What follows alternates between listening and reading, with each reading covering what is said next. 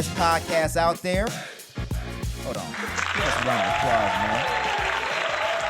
man. Subscribers is up to 463. We up there. Help us get to 500. Queen Radio, Nikki was in her bag tonight. Yep. Y'all probably listen to this on Monday though, so you guys gonna have to head back and listen to that. She was in her Coke bag.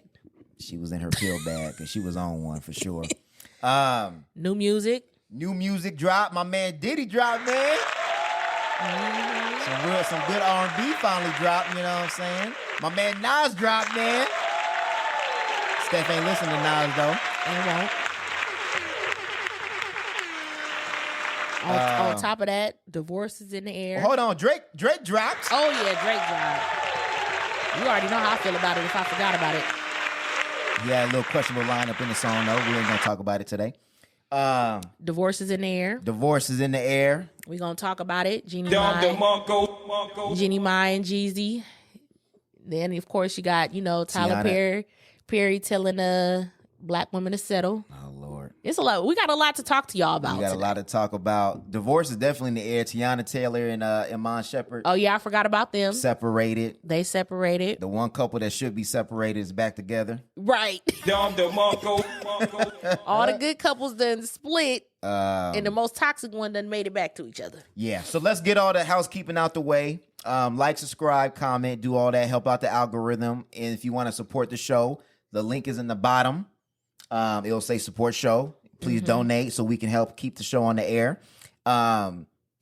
If you want to join a conversation, Reverb Nation, Facebook, Instagram, Threads, TikTok, we on all that. Let's get that out the way. Because we got a show that we want to get into the conversations about. And we got some good stuff today. And we got a good relationship advice. Let me say this. That last relationship advice went up. It did. I was on my head about that. It did like $700K. It went crazy. Man, I didn't think that was gonna go up like the way it did. But it was good. It was good to see the interaction. So please keep it up. Keep up the interaction so we can have those dialogues. I like hearing from y'all, seeing different perspectives. It was at one point I lost track of the comments. I had to stop way commenting. Too many. It was like 700 comments. I had to stop commenting. It was insane. But it was good to see, all of the different perspectives and stuff. And I always respect other people's perspectives and opinions. So it's cool to see, because it'd be some things it's like, okay, well, I didn't look at it like that. I was in the chat flaming niggas. I mean, it ain't gonna change my mind. I still feel how I feel for the most part, but I felt how I felt, and I said what I said. But no, it was good. No, like, seriously though, I really like hearing people's opinions. It was good, because honestly, I thought it was black and white, and it wasn't. There was a lot of opinions and stuff like that. But as far as today's show, let's go ahead and get into today's show. All right. First up, new music. As you know, Diddy dropped his album. Diddy, man. The Love album dropped. The extended version. That nigga got a B-side. Man, so... When's the last time you see a B-side to an album? Right. Side A, side B. Like, what is going on? Yeah, that was dope. But yeah, the Love album dropped. Bop or flop for you off the top? You already know. It's a bop. You see me giving that round of applause? I would say it's a bop, but I need some time. I'm going to give that caveat. I feel like I need some time to get into it a little bit more, because it is a long album. It was giving Chris Brown. Yeah. But I feel like there was a lot of good features. It's giving DJ Khaled. Yeah. Like where it would be DJ Khaled album, but it's everybody else. Yeah. It was like an A&R album that he put a bunch of artists together. So features Busta Rhymes, you got Nicki Minaj, you got Josie, you got Fabulous, you got Sway Lee, you got Summer Walker, you got Casey, you got Bryson Tiller. I mean, you got Jacquees was on there. Jacquees, you got Coco Jones. It's a star-studded album. If you're into R&B, especially 90s R&B, check it out. It's definitely 90s R&B with like the newer type of flair, which the newer type of flair is like mostly like emo type, but I feel like it still was like a range of like love songs, upbeat, kind of like party songs. Like, it was a good mix. To be honest, I feel like I went into the album listening to it with an attitude just because of the stuff he pulled with the masters, with the publishing. for the publishing for his artists, and how he was like going on this tour talking about how he was giving them back their publishing and doing the right thing. And then Aubrey came out and said how he had gave them an NDA basically saying, if I give you your publishing, you can never say anything bad about me. You can never do a tell-all or whatever, anything about me. And I was just like, it made it just not as genuine. So I feel like I kind of like salty when I was listening to it. And I was like, it's hype. Yeah. No, I think that was a little shady, but I mean. He been shady. Like.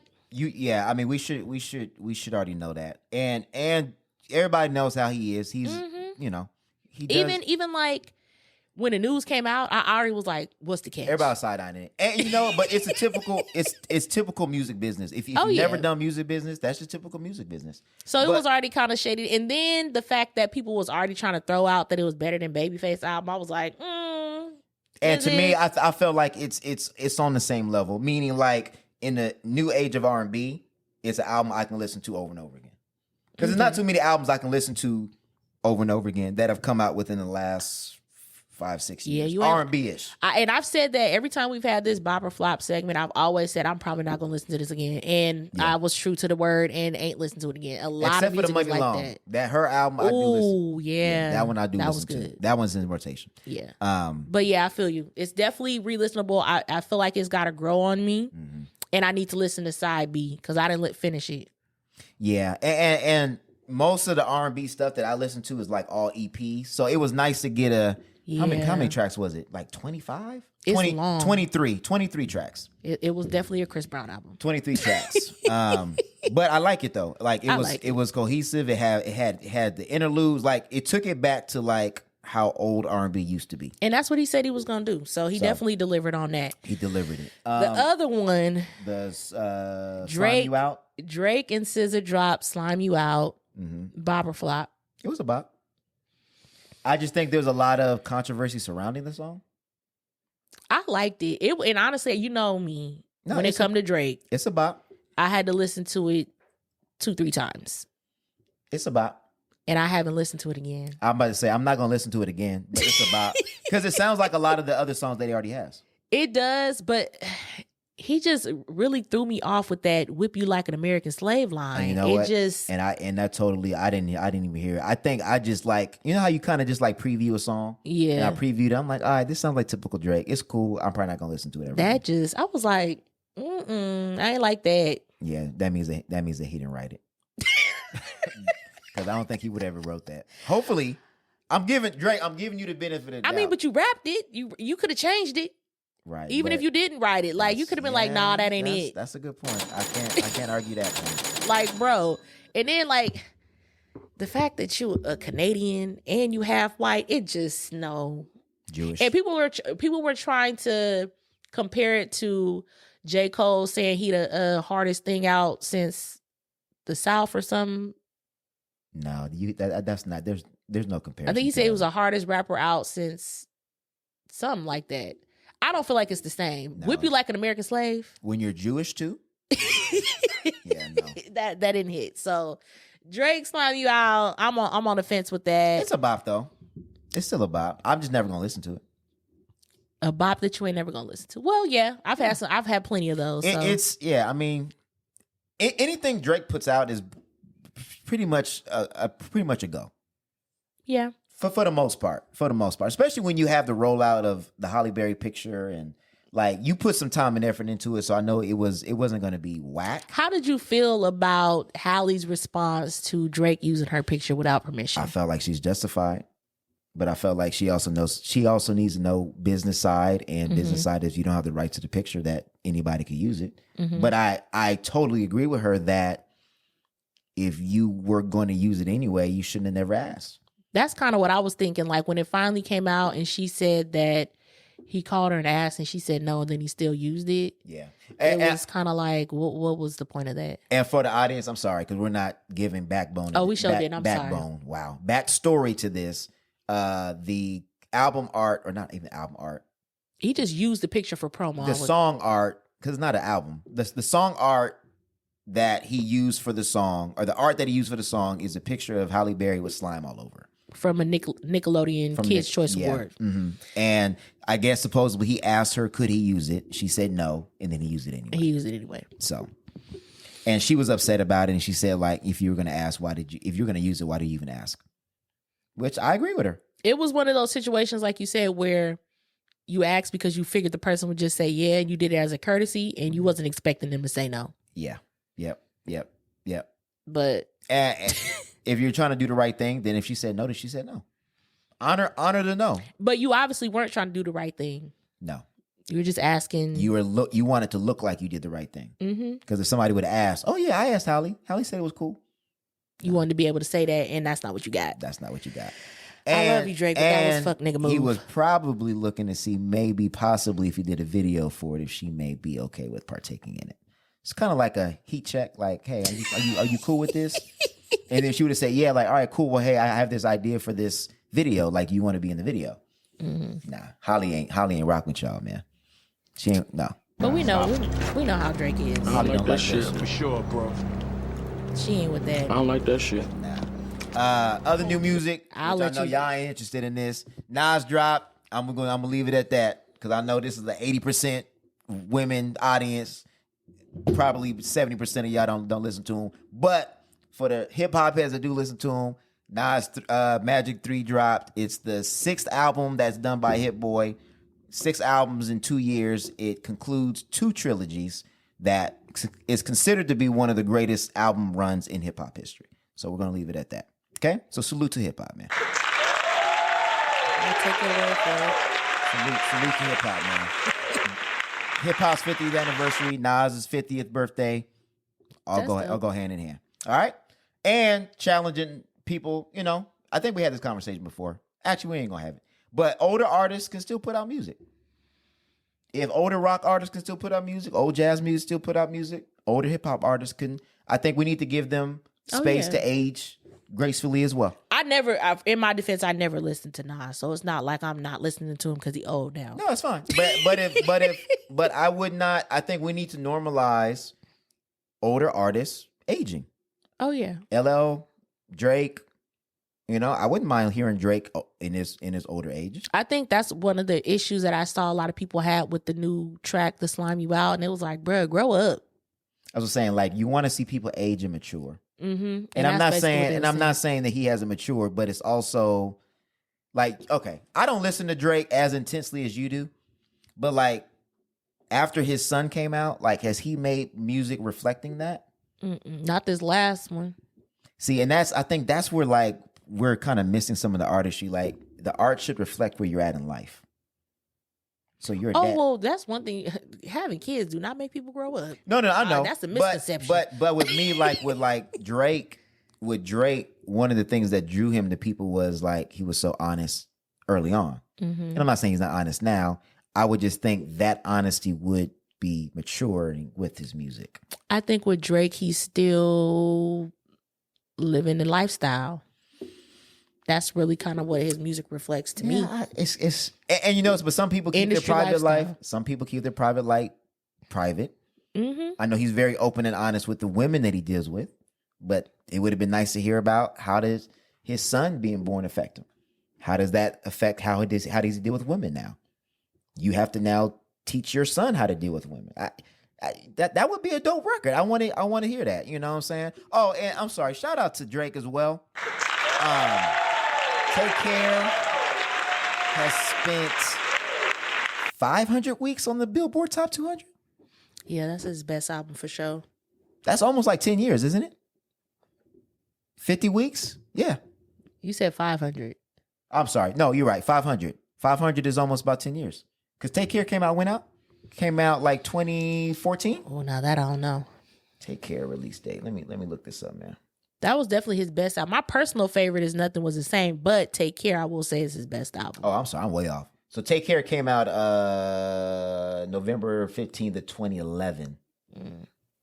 So, dang, that's a pretty good run. Pretty good run. Yeah, you got to put respect on Drake's name. I always say that to people. Stop playing with him. When they were saying he couldn't see Lil Wayne in the verses, stop playing with him. Oh, and speaking of Lil Wayne, so I guess Yeah, 500 weeks. Mixtape Wayne is back. I guess he's doing his next album, and I guess he's doing a mixtape in between. So we'll see how that sounds. So I look forward to breaking that down because a lot of us grew up in the mixtape Wayne era. Has hip hop had a number one? I know they were saying hip hop ain't had no number one song, or was it number one album this year?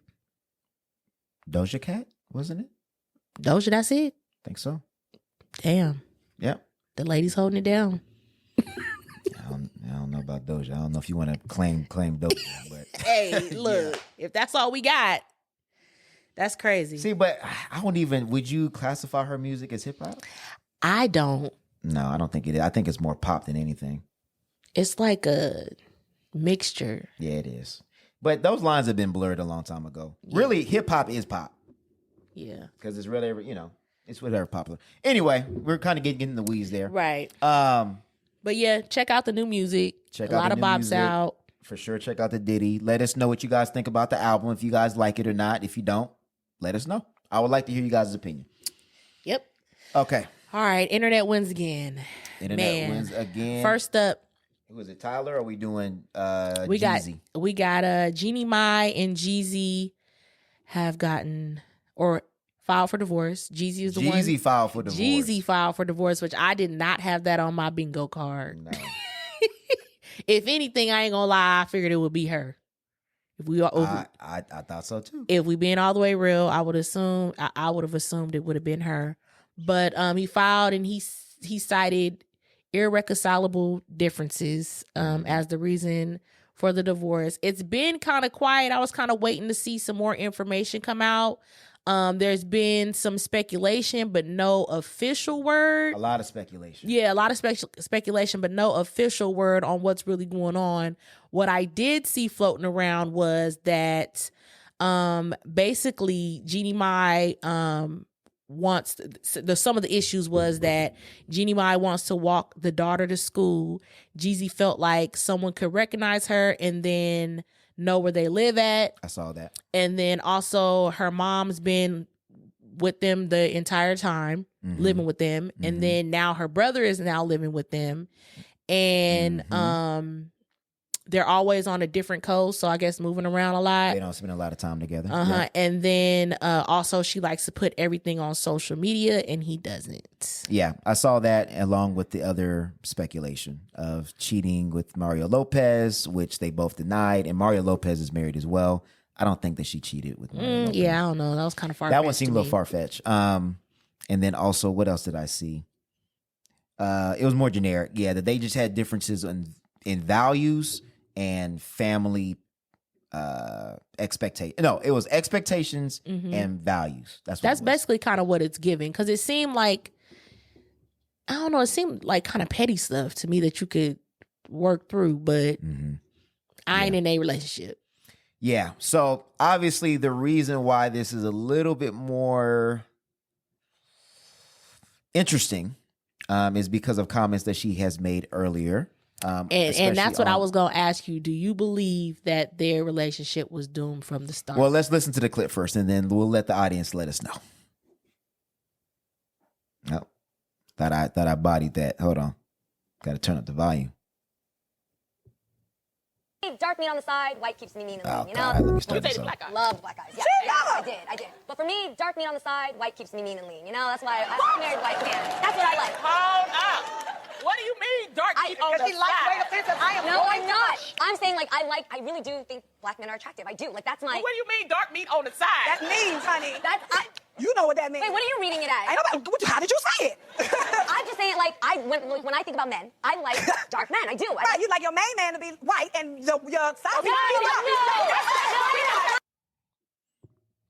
That's what it was giving. Yeah. So how did you take that? Is that how you took that comment? Absolutely. She said, I love dark men, but... She said, I'm attracted to black men. I'm attracted to black men, but dark meat on the side. And white meat keep me lean, which means that's your main decision. And at the time, she was married to a white man. Yeah. So I don't know how else would you take that. If you're married to a white man and you say you like your dark meat on the side, how else can it be taken? Gotta stop. I don't like that shit. Like, sure, bro. make it make sense. I don't like that shit. And I mean, people were already talking about this and bringing up those comments when they first started dating. Well, so that was already a conversation. So it's like, bro. And that's not the question. That's not the first questionable comment she's made about that, like in that comment. So, that's the only way there's no other way to interpret that to me. Mm-mm. So, I felt like from the beginning, it was shaky. I'll say this, it was shaky foundation. Mm-hmm. I remember when they first got married, it was this like rollout tour, like Jeezy was wearing like Asian garments and like they were like sharing each other's cultures and talking about, and like I wish I could find it.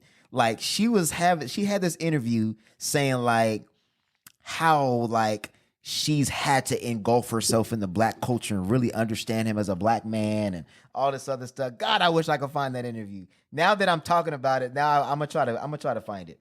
But to me, it was just performative. Mm-hmm. It was performative. I feel like I won't even say performative, but obviously it was surface level, because if he's having an issue with her family being there, that's like a cultural thing, if I'm not mistaken. For sure it's a cultural thing, but I can also understand if you're not spending time together and you're on different coasts all the time and whatever, and when you come home, you're coming home to other family members, that would be a little bit rough. But I mean, they're both wealthy, so it's not like if they wanted to not go away somewhere that they could. That's why I said I feel like the reasonings behind them separating is very surface level and very like things that I feel like you could work through. So if you wanted to, but at the same time, we don't know the extent of what, of what is what, because the microaggressive stuff could also have played a part into it as well. I mean, if y'all listen to our last episode with the relationship advice, I feel like it almost ties into this same conversation. Yeah, for sure. This could be, you know what I mean? This could be if you can't use your comb, don't bring it home. Part 2, because it seems like it could possibly be more issues as far as, like you said, microaggressions. Not knowing that things what you say are disrespectful. Oh, that's what I read. I'm sorry. That's what I was going to say earlier. What I read was disrespectful, anger issues, yelling, and did not know how to control her mouth. Was also part of the reasons. Not a preference, not knowing how, not being submissive. What? I thought that's why black men date outside they race. Because they so submissive and they just so supportive and so peaceful. Stop playing with me. That's how. Don't get me started. No, go ahead, get started. Go ahead. You already down the road. Go ahead, keep on going. Because it's just, I mean, it ain't one of those like, oh, I told you so. You just happy to see somebody fail. And hold on. At the end of the day, it's all alleged. It's all alleged. We don't know for sure, but we're just saying these are what the speculations were. But it's like you seeing more and more of just like, bro, bad partners are bad partners or whatever. It ain't got nothing to do with race. So stop acting like black women are these horrible partners and I have to go outside my race to find a suitable partner. Because baby, you could still end up with somebody that's not a match for you. Absolutely. And it's as simple as that. I don't want to negate that culture does play a part in it though. Absolutely. Culture does play a part in it, but I will also agree again that, like we said for the 50th time, you have to ensure that your values align from the beginning. How are you divorcing because your values don't align now? I don't understand. I really don't. I'm really trying to find sympathy and empathy for the people that have these conversations that say, oh, like we don't align. What did you align with to get married? Having fun. Because to me, if you're saying I'm getting married, that means I'm doing life with you. If you do not align on values, what are you planning on doing? Is it passport buddies where you go on vacation all the time? Is it we connect physically and I think that everything else is going to take care of itself? Is it I'm Christian, she's Muslim, I think I can convert her later on in life? Like, that's not going to happen. It can, but it's typically not. And even if it does happen, that means somebody's compromising and they may resent you later. Mm-hmm. I just don't get it. Well, I don't get it. We see it a lot. I mean, some people, I feel like for them, it applies because, you know, they weren't married that long. It was business. To me, it was business. What was it, a couple years? 2 years. Yeah, they weren't even married long.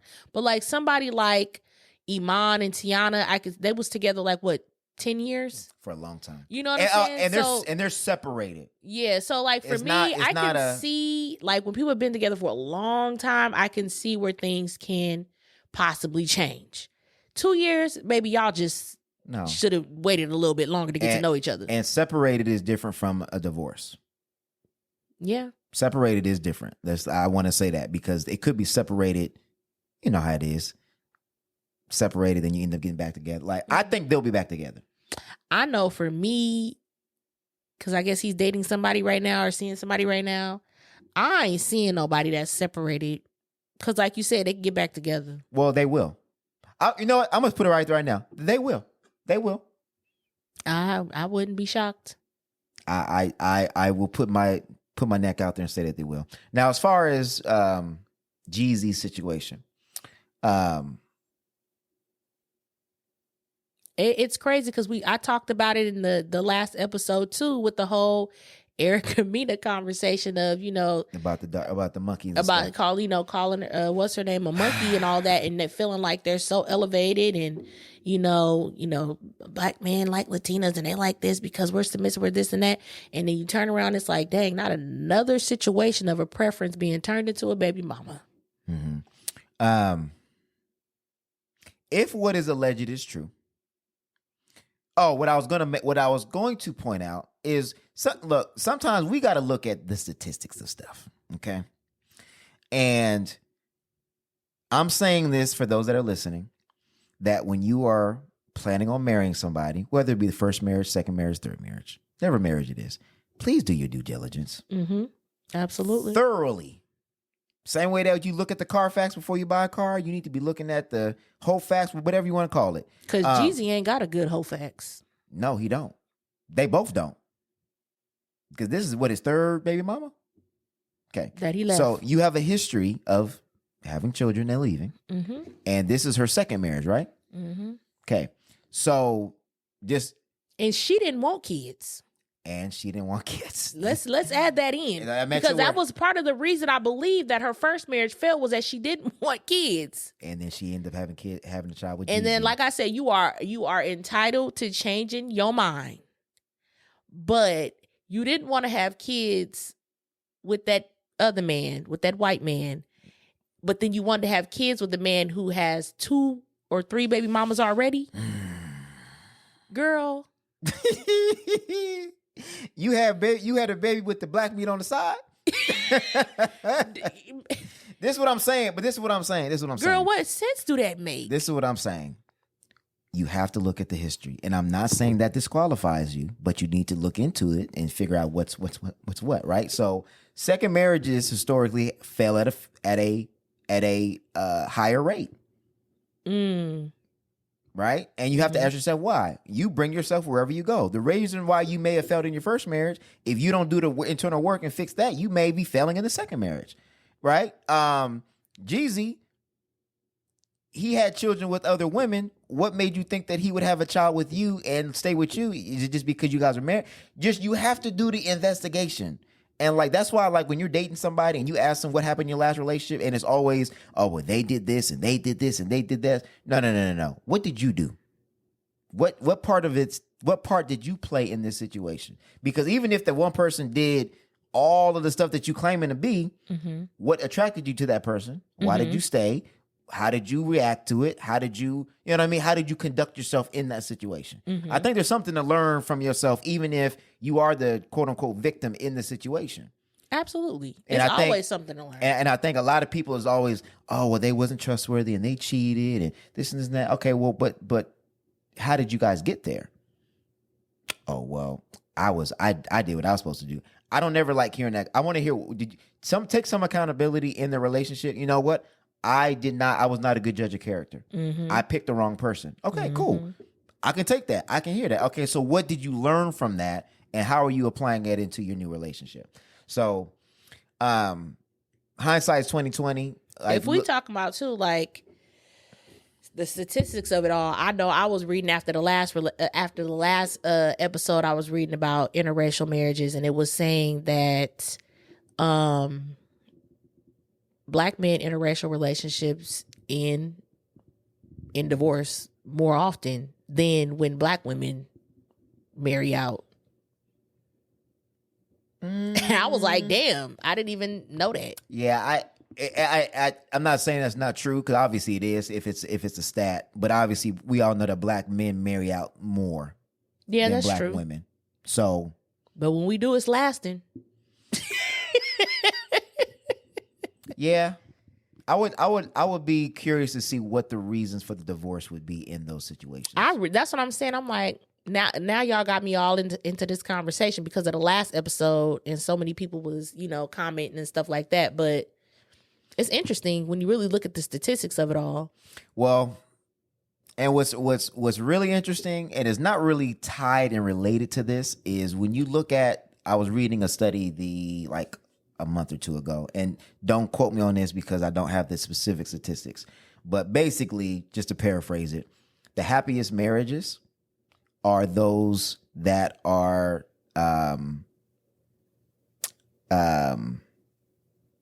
how did they phrase it? The happiest marriages are those who have been committed, that have that they're tied to when they say faith, meaning like an evangelical faith, and they said that they are the most sexually satisfied in marriage. And it's very interesting because our society tells us the complete opposite. That you're supposed to be satisfied outside of the bedroom, figure it out, whatever. You'll get your set, and then you get married later after you kind of, sow your wild oats or whatever. So it was just interesting. I think we need to have a marriage episode where we look at all the statistics, and I have a therapist that I want to bring on the show that goes over divorce. Why is there divorce? How to avoid divorce? How to have healthy marriages? Because it seems like, again, like we were talking about before, that there's a lot. Like, it seems like divorce is in the air. Separation is in the air. Like, there's a lot of couples breaking up, but specifically with Jeezy and them, I think if you were looking and paying attention closely, you can see that the tea leaves are there. Mm-hmm. Tea leaves are there, even though Jeezy keeps his stuff very, very private. But for somebody that says, I like my black meat on the side, how can you generally value a Black man if you saying it like that? And I'm sorry, personally, I ain't marrying no woman that says they like they black meat on the side. Yeah, no. I ain't no side dish. No, I ain't no side nigga. Ma'am. That's not. If that's not your preference, that's not your preference. That was very telling. But yeah, I just found that interesting. So I'm like, dang, now she got left with a baby and she didn't even want kids. Oh, and the rumor is that I guess she is fighting for the family to be back. Right. So, and again, I think you have to make sure your values align. I can't overstate that. Like, those conversations should be had early. I feel like love can overcome cultural differences. It's just going to take work. And I think we see more and more in today's society, people are not willing to do that work no more. It's about, this is no longer serving me anymore. And this is no longer beneficial to me and protect my peace and all of that. People are not really willing to do the work. So in today's climate, my answer would be no, because people aren't willing to push past hurdles, obstacles. They just not really willing to do that, because a lot of people are taking the seasons of marriage as an excuse to be like, oh, this ain't serving me no more. I got to protect my peace, blah, blah, blah, blah, blah. Mm-hmm. And yes, you do in some instances. Yes, that is going to apply, and you probably should leave depending on the situation. But these reasons that they talk about, if this is true, no, I'm sorry. It's like an old man told me, it's not the loving, it's the living. Yeah. You can love somebody And it's all good and well when you living separately and you got your own space or whatever. But when you live with somebody and you in close quarters Tell with that me about it. boy, oh boy. That's why all the old women used to tell, love is not enough. Yeah, because I be telling people, I'm like, man, I be joking, but I'm like, if my marriage is gonna last, we need another bathroom.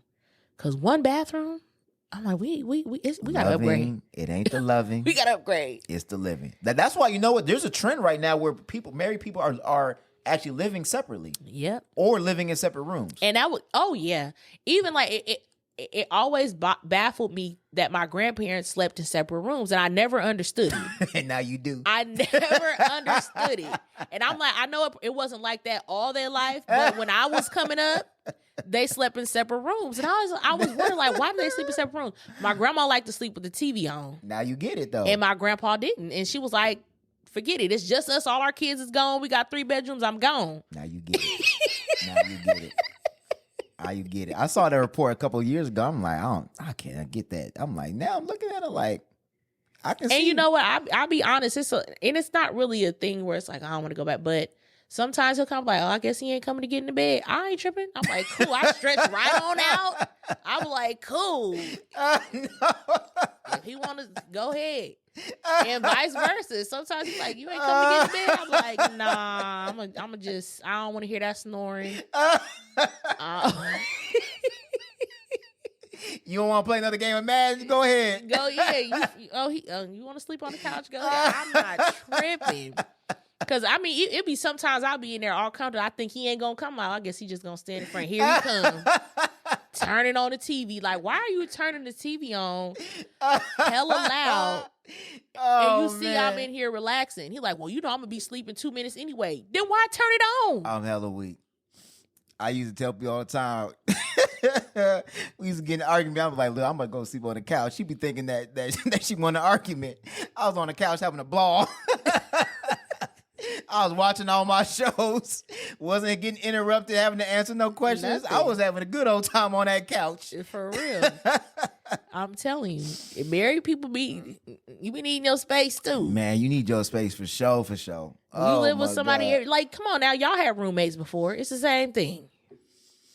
Roommates but roommates, we were, yeah. I think it depends on the roommate. Even if you had, different, rules and boundaries in place, they still gonna get on your nerves having somebody in your, your space all the time. If it's again, I think it depends on the roommate. But I understand what you're saying. Again, it's the same thing. You can be friends with somebody and then you can live with them. I done seen some friendships end on roommates. On some living. Yeah. Yep. My first time when I lived with my homeboy, we were hella cool, but yeah, nah, I couldn't like, live yeah, with him, nah, bro. I would come home, sink full of dishes, and it be sitting there so long, and you be looking to see if it's your dishes, right? And you be like, nigga, that's not my dishes, right? And then the next day they was in there, they got mold and stuff, and it be sitting. I'm like, bruh, can you clean up your kitchen? Like, those are your dishes. It's because I use plastic plates, so I know they ain't mine. If you think girls go on vacation and fall out, men move in together and fall out. I think men and women do. I think that, but again, because you don't know nobody fully until you live with them, or go on vacation with them, Clearly, that's true. Because vacation, be pulling out things and you're like, what is going on? Oh, who is this? Golly, man, insane. Well, see, and then that's why some people say, oh, well, see, that's why I need to live with people before I get married. I'm a proponent of living with somebody before you get married, but the studies say that it lasts longer if you don't. If you cohabitate before marriage, that the divorce rates go up. I don't know why. I'm just reading the stats. When we have the marriage therapist on, I'm going to ask them that question. Like, why? Because to me, that's like you really kind of getting to know like somebody, like, because you, like you say, you don't know somebody till you live with them. So it's like, how am I supposed to get to know that? I don't know. It's a good question. I think it's a question to ask, but I think it may be, I don't know. I'm going to ask my friend because she recently got married and they didn't live together before marriage. That was like a thing for them. They didn't live together. So I'm going to ask her, like, what was the transition like going from dating and having your There's own definitely spaces? a transition because the expectations change. Yeah, I want to ask her. I didn't really get to ask her about it. 'Cause I'm interested to know. Because I did. I cohabitated prior to marriage, and I will say that it did cause some problems. Just because it changed. You went from girlfriend to now married. So it's like, you're my wife. So there were certain expectations she had, there's certain expectations I had that kind of went without being said that needed to be talked about before we got married. Okay, so basically you're saying like y'all kind of were already in a routine, and since the marriage changed the expectation and it was hard to change from the routine you already had as boyfriend and girlfriend because you was already living together. Versus if you live separate and you come together, you're coming together at where that expectation starts. As a married couple. Okay, I see what you... I can see that. Where it's like we already have how because you're already comfortable. It's kind of like we don't have to talk about it because we already been doing it. But it's like, but you're not doing it because you're not married. It's different. Plus, we were moving from an apartment to a house. So I mean, there were specifics in that. So it was kind of like where in my mind, where I was giving her grace because like I can't ask her to do things of a wife because she's not my wife yet. And then when we got married, it's like, all right, you're my wife. These are my expectations. I think where we made mistakes on is the expectations were not set clear. Okay. It was almost like I have a definition. My definition of a wife, her definition of husband, we had it in our minds, but it wasn't communicated. Because we're like, well, it's just what we were doing, but elevated. But it's like, no, you really need to have that conversation. Okay. I could see that. Yeah. I'm trying to think if that was the case with us. I don't remember that really being an issue. I think, too, because when we started doing our pre-marital counseling and stuff like that, like we had already started doing like joint account. We already kind of like started transitioning to different expectations before we actually got married. Yeah. Yeah. In a way. If you're not, and that, I think even in that, and I'm not saying for you guys, but like even in that for us, when we did transition to a joint account, there still needs to be parameters. Like if I want to spend a certain amount of money, there should be a threshold that I have to like give you a heads up. And there were times where like money was spent and we're like, what are you doing?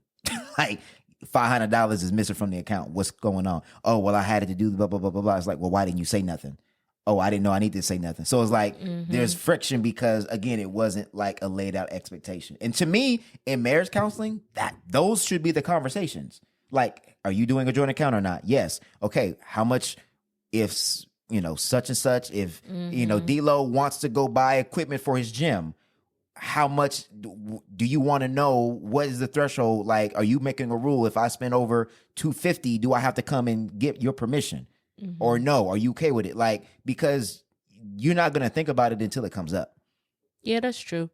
I think for us, like, we kind of always, I don't know, we talk about everything already. So it's like, I just rarely do anything without mentioning it a lot of times. So I think that's one of the things, like, when people are like, oh, when you married and, I don't want to have to answer to nobody or like get permission or whatever. It's kind of like when you're that intertwined with somebody, it's natural to. It should be. Well, you know what?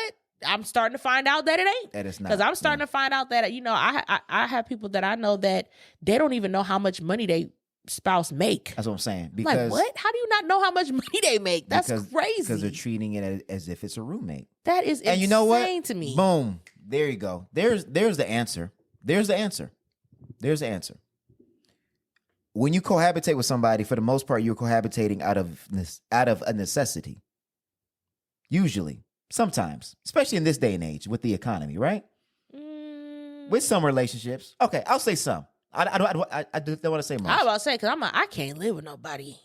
Well, some people don't have no choice but to. Yeah, I guess. So, I think what I want to say is, and we'll ask, I want to get the therapist's answer, but I can see where you can almost be in a roommate type relationship.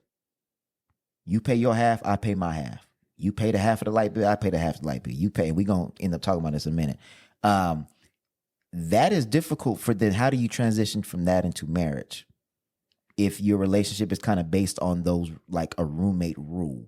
Well, a lot of people's marriages are like that. That's what I'm saying. Financially, even like that's their expectation. That's what I'm saying. Okay, I'm like, if that's your expectation, you're fine. That's what I'm saying.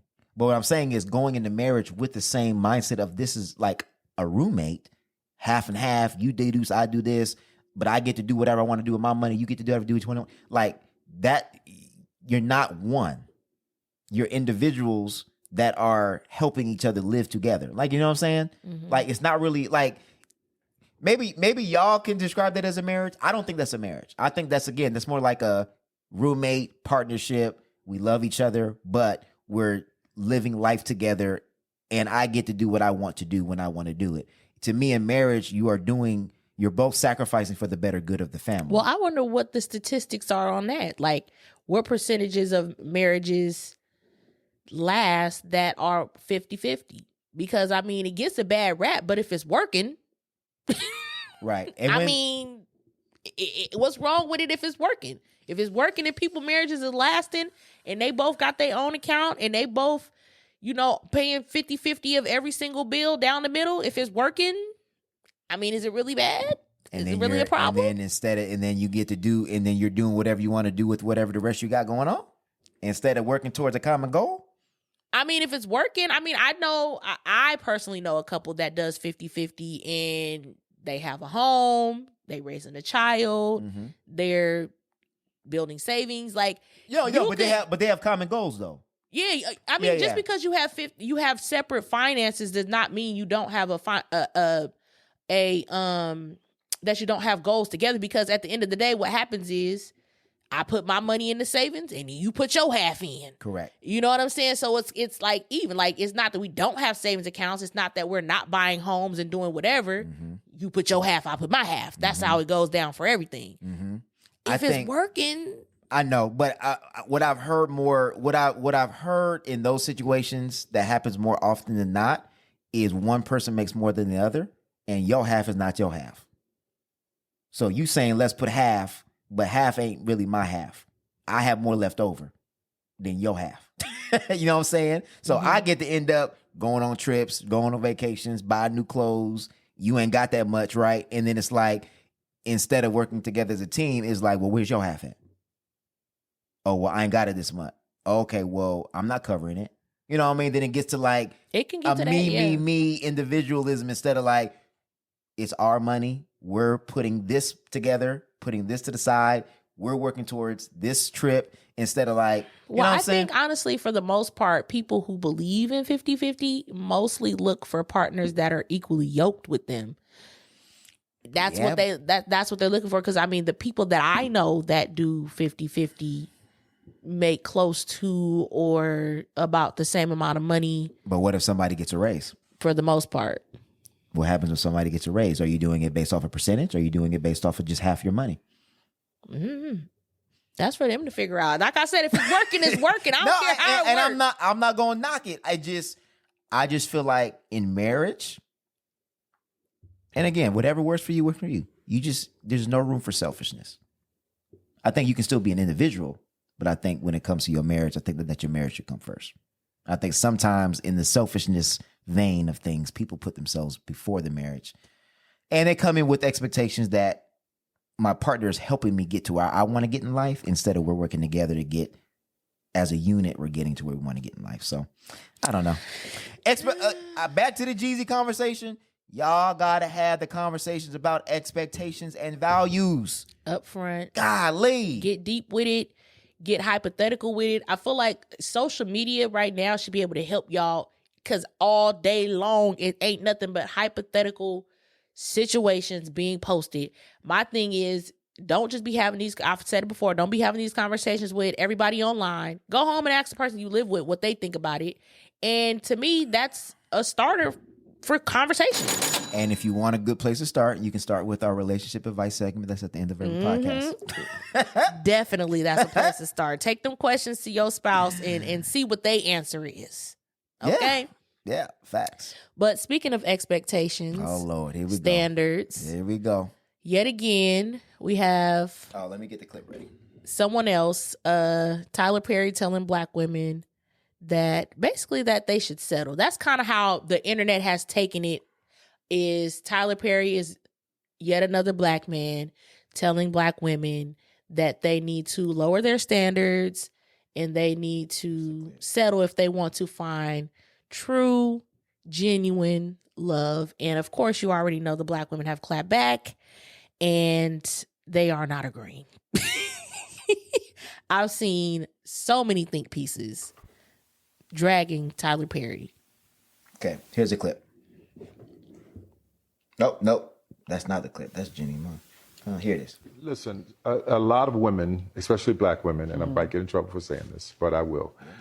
Yeah, in our society right now, black women are making a lot more money for the most part than black men, right? There are a lot of black men who are successful, but for the most part, black women are making the money. So if you can find love, if that man works, at whatever job and is a good man and is good to you and honors the house and honors his wife and does what he can because his gift may not be your gift. Exactly. That is okay.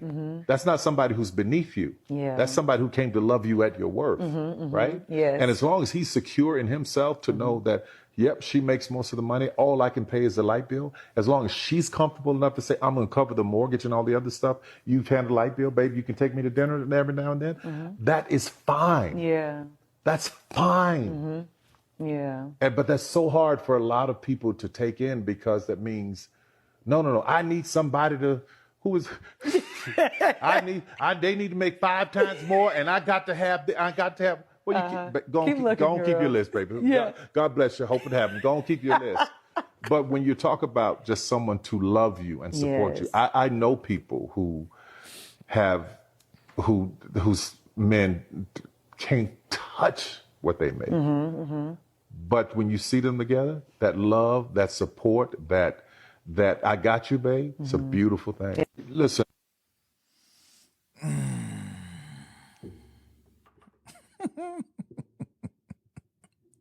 It's gonna be an interesting conversation.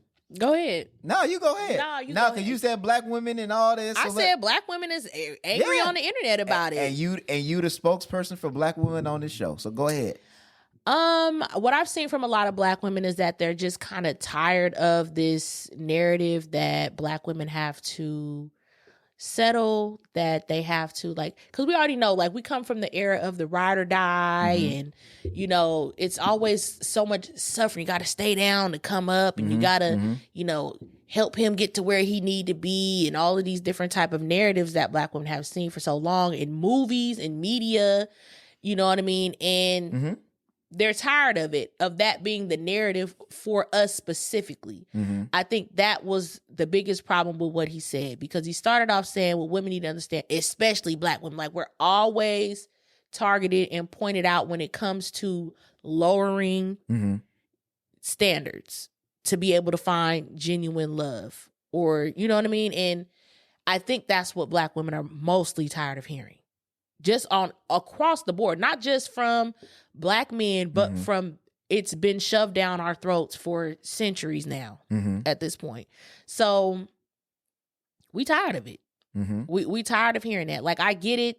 Yes, people's worth is not tied to what they make. We get that, but that's not what you're saying to me when you start saying, especially black women. And when you start, it always has to go from being reasonable and, respecting people at all, earning incomes and all of that. And then it goes to, if he can only pay the light bill, it always got to go down to the damn gutter. That's where you lost me at. Yeah. I didn't come on, bruh. I didn't agree with that either. Why do they always got to take it to the most extreme of situations? Because I just don't feel like y'all asking any other races to do this. It's annoying to me, because it's when you talk to other women, which maybe black men aren't dating these women, that expectation is not even a question to provide. That's not even a question. And I don't think all these passport bros, I don't think they're going out here and finding women that aren't expecting them to pay or to, you know what I mean? To make money. So I don't understand when it comes to black women, when it's well, y'all got to be more realistic. Okay, why does the conversation change on the other side of the coin? That's the only thing that really bothers me. But I am also a proponent of people's income does not dictate who they are as a person. It does not dictate their worth. Absolutely. Right. But stop trying to sell us the same ass narrative that we can't find men because our expectations is too high. Right. Right. And then in one breath, you talk about how much money, but black women is making the money. Black women is educated. Black women is that. The call is always for black women to not to do all these things, but then to also accept the fact that black men ain't doing it too. Mm-hmm. Like, why ain't the call for black men to step their game up? To elevate. Mm-hmm. Yeah. Those are the points that I disagree with. I don't agree with, even if he was using hyperbole, I don't agree with going to the extreme of he can only pay the light bill. You should be okay with that. Yeah. If you is, that's cool. I ain't saying there's anything wrong with that, but don't say it's something wrong with somebody that ain't cool with that. Yeah. I will also want to say, as far as I agree with your point that bare minimum that a man should provide something, right? Not just the light bill. So I think it's a unspoken rule, tradition, whatever, societal norm that men work, men go to work, men make money, men either provide or help provide. Mm-hmm. And I don't think that's out of the norm. I also agree that your value should not be tied to the amount of money that you make or the type of job that you do have. Mm-hmm. So, and I think I see that a lot as well, not just from black women. I see that from men and women, where the first question you get asked is, what do you do for work? Mm-hmm. And then if it's if it's something like a janitor, whatever, something like that, then it's, bus driver. Oh, yeah, no. We saw that bus driver conversation. Then it's oh no, you're not in my league. And it's like, so is it the status? Is it the money? Is it the title? Like, what is it? So I think what, in the undertone of what he was trying to say, I think he was trying to say that there's a sense somewhat of like entitlement. Like, I'm entitled to a man that makes 5 times more than I do, or I'm entitled to this. And I feel like even that was being extreme. Because I've never heard somebody say, I want somebody to make 5 times more. I've heard 6 figures. That number gets thrown out a lot. But I've never seen somebody just be like, you got to make 5 times more than me. Like, I've heard those conversations. I've heard that you just... And more or less, it's probably more or less on the internet than it is in real life. And that's the other thing that we need to do, is start maybe having some of these conversations in real life and not on the internet. Because I have heard like women say, oh, he got to make 300,000 or he got to make 300,000 and up. And it's like, I think really, again, let's take Tyler Perry out of it. I think what a lot of men are just saying is, in your preferences or standards, just to be more realistic. There's not too many men that are making $300,000 or more, unless you're a doctor or a physician or a surgeon, something that's in a specialized field, right? Let's just be honest, there's not a lot of men in that bucket. So if you're saying that's your standard, I'm not saying you can't have that standard, but just be realistic that there's just not that many men. That's just like if I say I want a Victoria's Secret model. That's my standard. Okay, there's not too many Victoria's Secret models. So if I don't end up with one, I can't sit up here and say, oh well, there's nothing out there for me. No, I've dwindled down my options. I also would like to say that the narrative that black women make more than black men, maybe in Atlanta that's true, but that's not true.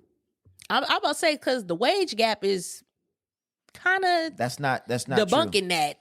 Yeah, that's not true. It's we're severely underpaid. Black so men sense. make more than black women, and it could be which we can get into that argument about the wage gap and are black women paid fairly, or black this and this and that.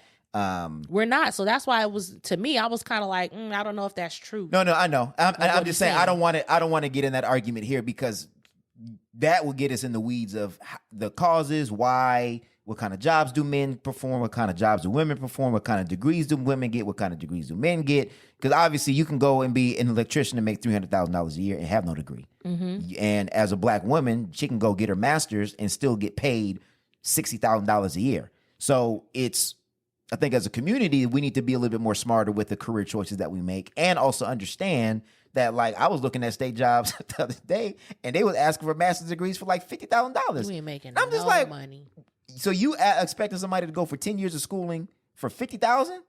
Nah, that's not happening. Make it make sense. So I just think as a community that we need to be better, but we do also have to understand that as Black women, that in that field, that they are the most educated and the least paid.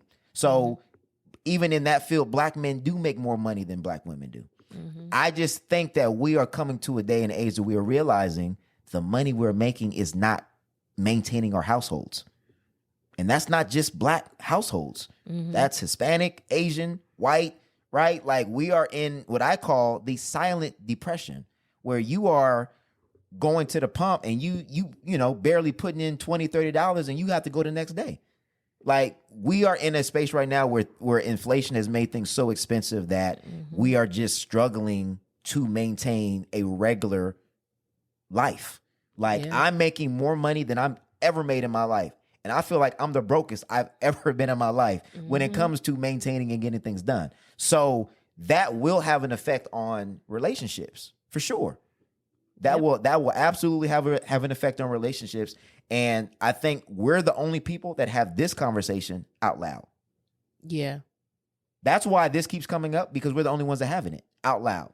I guarantee you, if you talk to a white woman's going to tell you the same thing, that she feels like she needs to have a man that's going to be able to provide for her, that's going to be able to put food on the table and make sure that things are paid. I mean, we talk to other women. I know white women. I know white women that are married, and the dynamics of. I've talked to them about the dynamics of their marriage, and I'm like, they're not saying nothing different. Yeah, they're not saying anything different. The difference is that it's just not in public, right? So, but nobody is berating them for getting it, and I think people automatically. I think the difference is.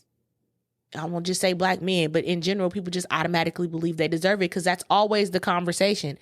It always turns into, well, but they're submissive and they do this and they do that, so they earn it and they deserve it. With Black women, like, just call a spade a spade. You don't believe that Black women deserve that type of treatment. That's what it is a lot of times. Yeah. Black women don't deserve that type of treatment. And they need to lower their standards. They need to be willing to help, take care of, the household. They need to be willing to, have a man that makes less or can't do as much. I don't understand why y'all believe that. I really believe that's what people believe we deserve. Do you think the independent woman narrative has contributed to that feeling? Do you think that narrative, and I'm not saying all Black women have the narrative, because they don't. Oh no, I feel like that narrative is pushed on us as a collective, the independent woman thing. Yeah. Absolutely. Whether that's who you are and how you move in this world, it's still overall seen as Black women being independent and don't need nobody, whatever. Correct. Absolutely. So does that narrative of Black women, the overall narrative that Black women don't need anybody, do you think that negatively affects how, as a collective, I'm not saying individually, Black men see that, or not even Black men see that they should care for Black women? Okay. I definitely agree. And I think we already know systemically why Black women have taken the role that they have taken. But I just feel like it's always, to me, been a forced role from the beginning. Now, I feel like, has it changed over the centuries as it's been passed down? Because this strong Black woman trope was passed down to us. And a lot of the things that were passed down were from survival. We talked about it before, that, even the whole, if she can't use her comb, don't bring it. That was survival. Don't go out there looking at no white woman, it will get you killed. That was survival being passed down. It just has changed forms as it's been passed down to us. So unfortunately, that's become the narrative for Black women. That's why you see, Black women in luxury is a trending topic. Soft life is a trending topic, because Black women is trying to transition out of that. And at the end of the day, nobody else sees it for us. Well, I've also seen a shift in Black women embracing, which is crazy, because we were talking about this 2 years ago, about being interdependent. That's never really been a word. Now, there are Black women that I've seen more recently that have said, no, I need a man. Like, don't tell me I don't need one, because I do need one. Or not even I need one, that I want one. Because you got to think about it, though. It was seen as weak.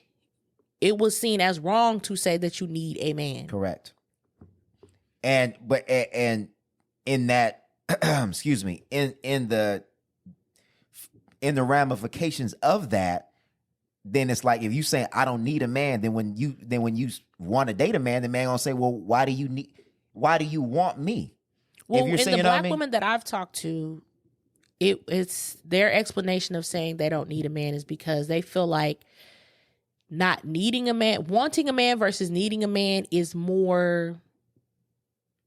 It's more sentimental in a way. Like, I don't need you, I want you. So that means like you're a choice. Right. It's not like I'm dependent on you. Like, because a lot of times in the past there'll be a situation like you said, people are just in relationship because it's convenient. Correct. Because I need this person to pay my bills, or I wouldn't be able to, have a nice house if I wasn't with you. Absolutely. So in a sense, I don't necessarily need you. That's what they're saying. I want you. I'm Right. choosing you because of who you are. Right. Unfortunately, it hasn't mainstream or the collective hasn't been communicated like that.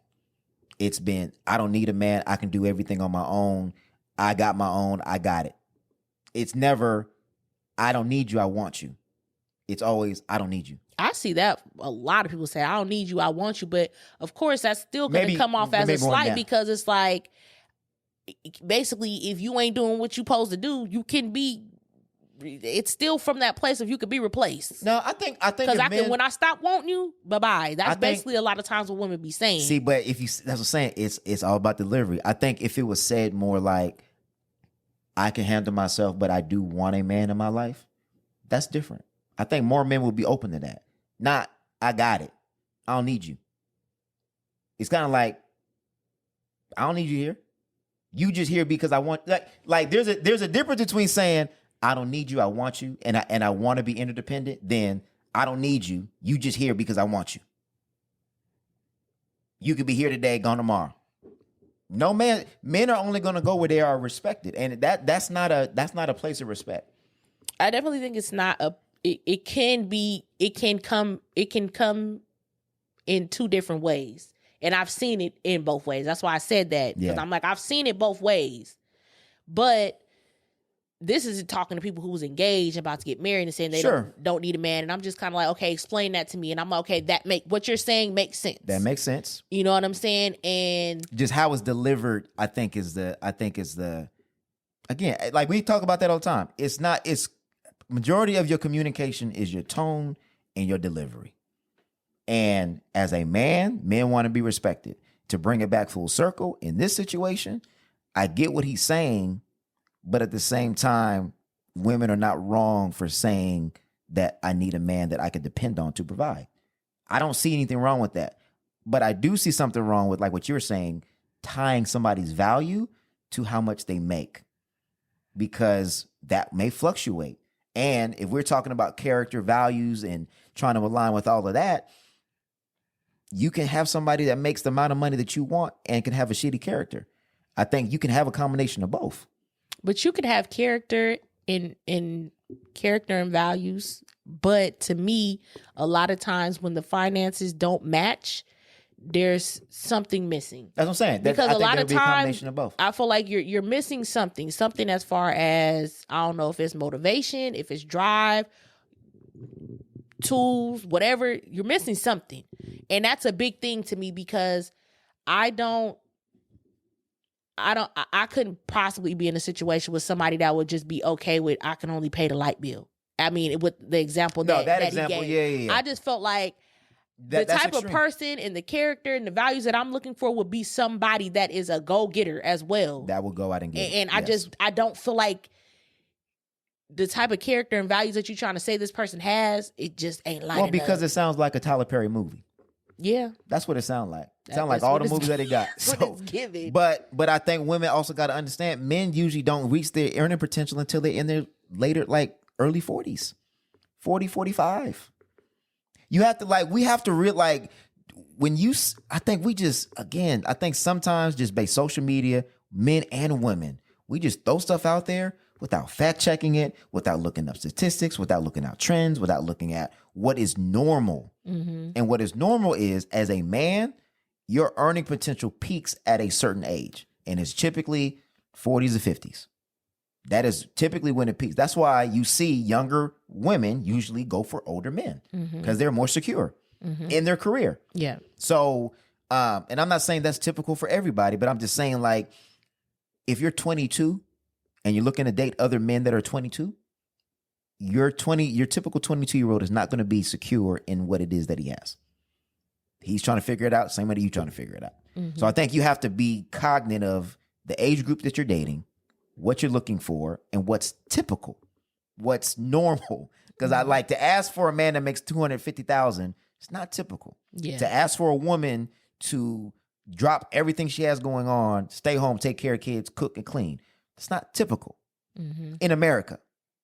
Outside of America, maybe it is. And that's why you got the passport bros that are looking for women that they can, buy and be submissive and things like that, because that is the cultural norm in other countries to do that. We're more on the westernized, independent, individualism, capitalistic society where we're not a society as like what other cultures are like. Well, again, I mean, if we talking typically out here, women can't afford to be that way because, I mean, we talked about it off camera. The economy, yeah. Most men cannot afford for a woman not to work. Let's just be all the way real.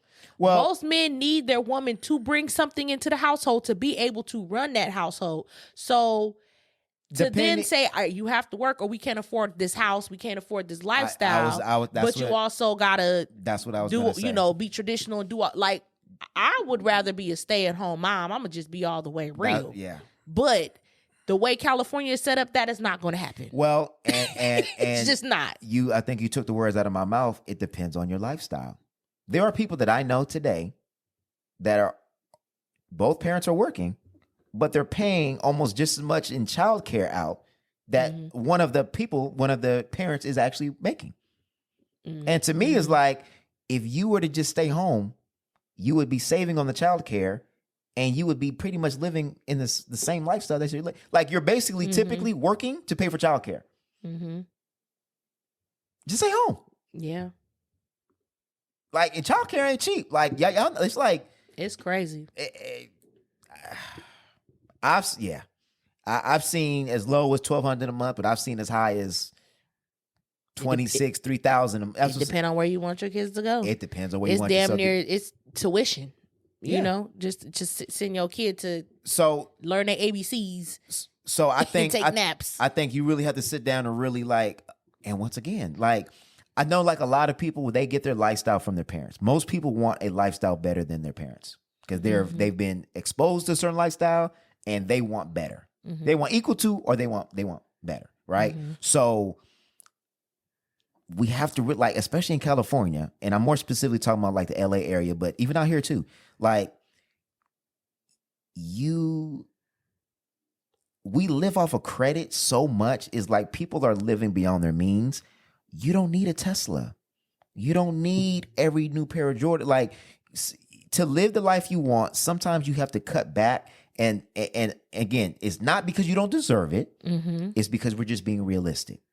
Yeah. It's just living within your means and buying what you can afford, not what you want. And I've seen both. That's why we only got one bathroom. One bathroom and one damn car. It's expensive out here, goddammit. Nah, but you see, man, just check it out. Y'all see it. Just go to the go to an apartment complex. You'll see Range Rovers, Mercedes, Lambos, Maseratis. Don't make no sense. And I'm like, but you're trying to live what you think is the American dream. And really, you are broke because you are borrowing everything and you are living off of credit. Yeah. So yeah, I just think us and it's not even black people, it's people in general. You have to have a conversation. How much do we make? How much can we live off of it? Not what does the next door neighbor got? Yeah. Because I've seen people get past the bar, and as soon as they pass the bar, I have to buy a Range Rover. Why? To treat myself. Because all the other lawyers have Range Rovers. So I got to fit in. If I don't fit in, I'm embarrassed driving this car. I'm embarrassed driving this Honda Civic to work. Why? If it's paid for, why are you tripping? But because you want to... I literally work with chemists and none of them drive nothing spectacular. Because they're smart. We're not. And when I say we're not, meaning that as an oppressed people, the first thing that oppressed people do is if they cannot get freedom, they tie themselves to symbols that give them value. Mm-hmm. Black people, matter of fact, and you guys can go fact check this. Black people are we buy the most Mercedes Benzes out of any other ethnicity. With all that upkeep. And but our medium home income is like towards like the lowest. It's like, so why are we buying all of these expensive luxury things when we're just not in the position to afford them? But then we talk about generational wealth. It's a backwards thing. Like, we have $1 trillion going out as far as our buying power, but we don't retain any of it. So, and now we're kind of getting off basis, but I think it's a relevant conversation because it comes to it comes to entitlement. Like it comes to that you grew up a certain way, and I've talked to people. I feel like it comes down to expectations, entitlement, where you grow up a certain way, you feel like because you grew up poor that now you deserve it. Then now I can treat myself, and it's like, yeah, you deserve it, sure. But can you afford it? There's a difference between do you deserve it and can I afford it? Mm-hmm. And anything worth having takes sacrifice. So, but I do also believe, even in all of that, as far as like expectations, I do believe that there's nothing wrong with looking for somebody that is equally yoked with you. Period. Whether it's financially or also morally, value-wise. I feel like financially, absolutely, like. I definitely feel like you shouldn't write somebody off, but I definitely feel like sometimes like, if I've already, I'm in my career, I have already purchased myself a home and I meet somebody and you got 5 roommates. Yeah. I'm gonna kind of be like, I would agree with that. I don't know. You know what I'm saying? But then of course it's like, see, look, y'all passing up on good men. Then I'm like, we just not at the same place. Well, sometimes it's just, I got what he was trying to say, and to bring it back to the main point of the conversation. I think even a good man is defined differently. Like, you have to, that is a subjective term. Mm-hmm. What is a good man? And I think there's some intellectual dishonesty here if we want to say that a good man is always defined by his character, because it's typically not. A good mind. No. I think you really people gotta separate a good man versus a good person. Just because you're a good person, that does not mean that you are a good partner or that you're a good candidate for a partner. Let's just be all the way honest. Well, but when you're saying I want to find a good man, I'm thinking that in that it's loaded by saying I'm finding a good partner. So like if I say I want a good woman, meaning a good woman for me. A good woman that meets my criteria. Because I know a lot of good people that I'm like, you would be a horrible partner. You would not be a good candidate for a partner. Not necessarily because you're a bad person, but because you need to get your shit together. Right. But once again, I think when you're saying good man, a good man would have his shit together. Exactly. And that's what we're trying to say is that it's like, nigga, if you can only pay the light bill as an adult, you ain't got your shit together. Right. And that I agree with. So why are you trying to be considered? That I agree with. That's what I'm saying, is that a lot of times people will be like, yeah, but he's a supporter, he's this, he's that. He need to grow himself and get his shit together. Right. And I think it all defines it. Again, it depends on what you define by a good man. Or if you're willing to do a Build-A-Bear nigga. That's what a lot of these women got. They got Build-A-Bear men. And my thing with that is I always tell people, you cannot date potential and then be mad if a man does not reach that potential, or you feel like you wasted your time when he don't. Mm-hmm. Because you knew where he was when you started. Well, and we get on women for doing that and thinking that they could change and grow. You can't be his mama. You can't. That's the quickest way for your relationship to fizzle, is to mother your man. And that's what a lot of black women end up in relationships where they have to mother their man. Right. And then you lose all that spark and the passion and all that. It's gone. Right. When you start mothering him. Right. Right. And I think what Tyler is saying is different than what I'm saying. I think though, but you can find a good man that has a vision that may not have the ability to provide like what you're used to, has his shit together, but cannot provide the lifestyle that you want. For instance, like when, and this is the reverse, obviously, when Tabitha Brown and her husband, right? Mm-hmm. Her husband provided, took care of everything, and then afforded her the ability to pursue what she needed to do. And then she took care of him. Well, Rare. that's different to me because y'all was already married, and I believe that y'all had that vision together. She had wanted to, like, she was pursuing her dream from Her acting career from the beginning. Right. So, But then I feel like she sacrificed so that way he can. Basically, they both sacrificed for each other. right. So what I'm saying is that I don't agree with the $50 only could pay the light bill. I don't agree with that. But what I do agree with is that there are times that you may meet a good man, good woman who has a vision that you may subscribe to because you believe in them and they show that they're trustworthy and that they have good character. And he said that they're a part of that wasn't included was he said that they're trying, they're working towards it, whatever. Yes, yeah. But the whole conversation was him saying that he started making people meet him at his worth. Right. And he was saying that does not necessarily mean that you're not worthy. Right. That might mean that you're working towards whatever, this and that. Right. But I personally feel like you got to realize, like, as we're having these conversations, we're not 21, 22. Right. We 35, 36, 37, pushing 40. Right. All it is, helping you to get, bro. Well, so for instance, and we too old. Like a lot of I know our audience age group. right. A lot of this shit, like, if you ain't almost got your shit together at 40, Yeah. come on now. Yeah.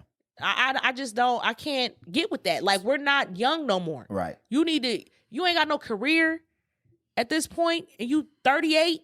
Mm-hmm. No. Right. That's not an excuse.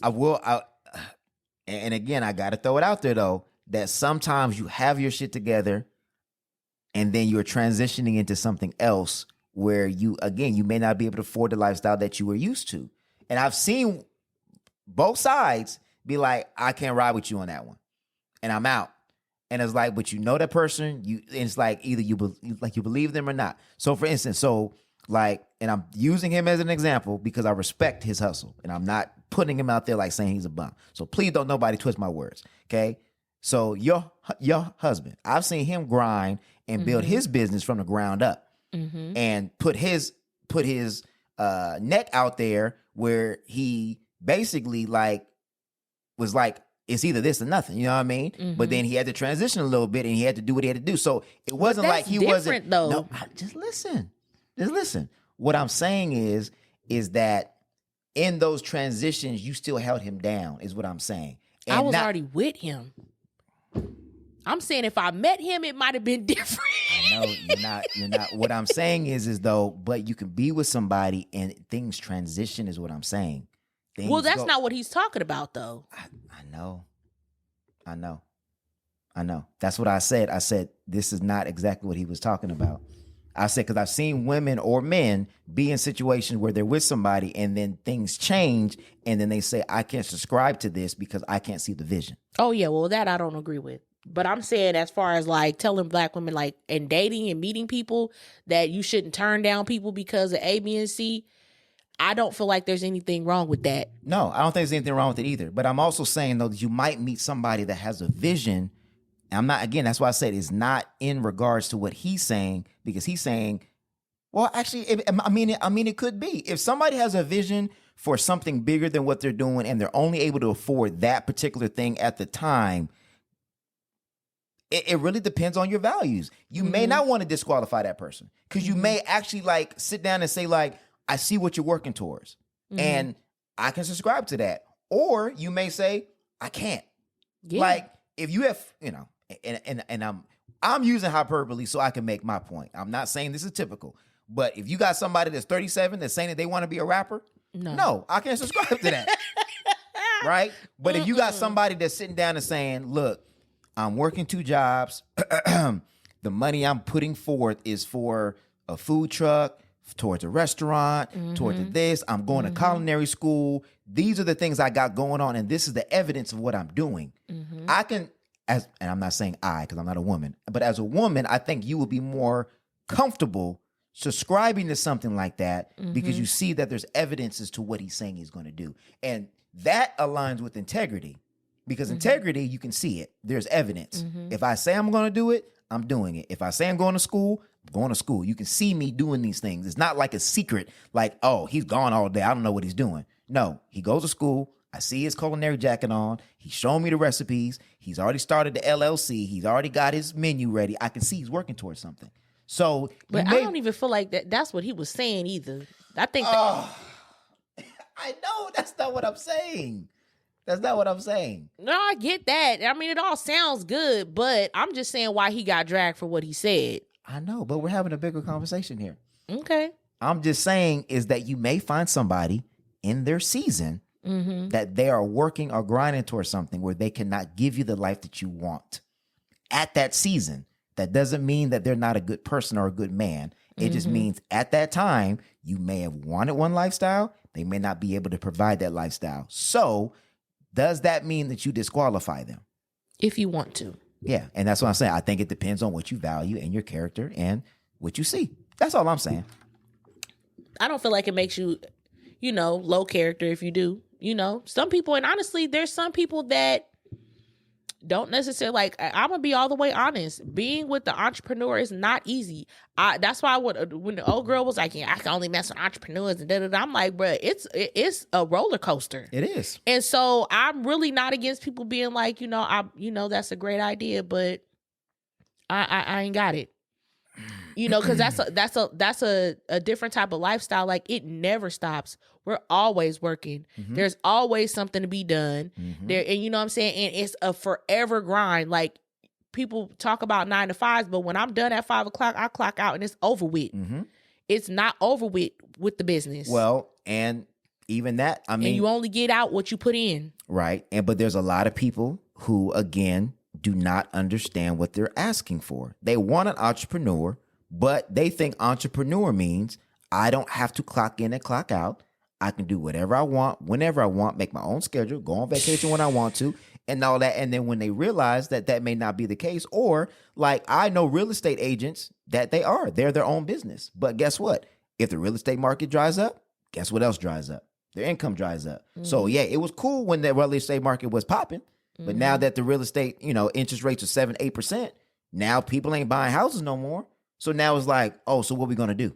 And you're not just an entrepreneur, as far as if you're a real estate agent or a personal trainer or whatever it is that you do, you doing that, plus the marketing department, you everything, you doing all. You are the customer service. Everything. You are the manager. Yeah. You got to deal with the complaints. You HR. You everything. You got to do it all that. Yeah, that's what I'm saying. You are everything. It's not as in the social media age, we get caught on the optic of it and not the reality of it. And I think that we need to really sit down and really ask ourselves, what are we subscribing to? Because yeah, it's that whole, I'm my own boss. I can go on break whenever I want to. I can go on vacation when I want to.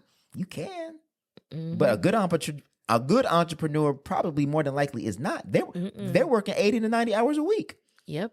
So you need to know what you're subscribing to before you just say it. Because again, even that conversation, that who was it? It was B. Simone. No, it wasn't B. Simone. It was her.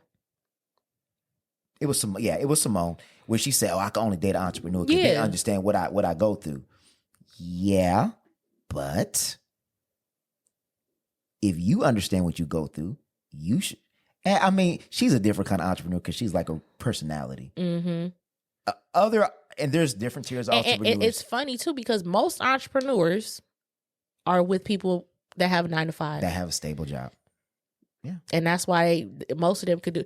I think you are the one who posted in Reverb Nation. If you're an entrepreneur, what coverage do you have as far as health coverage? Everybody was like, through my partner, through my spouse, because they have stable jobs, and it's stressful because if I don't make my money this month, where is it coming from? And typically, the secure, stable person gives them the ability to go do it. And again, just that's why I know somebody specifically, and I ain't gonna say no names, but they stay going in on 9 to 5s, and I'm like, your business is barely making it, and the only reason you're surviving is because you have a husband that has a 9 to 5. Who is it? Nobody.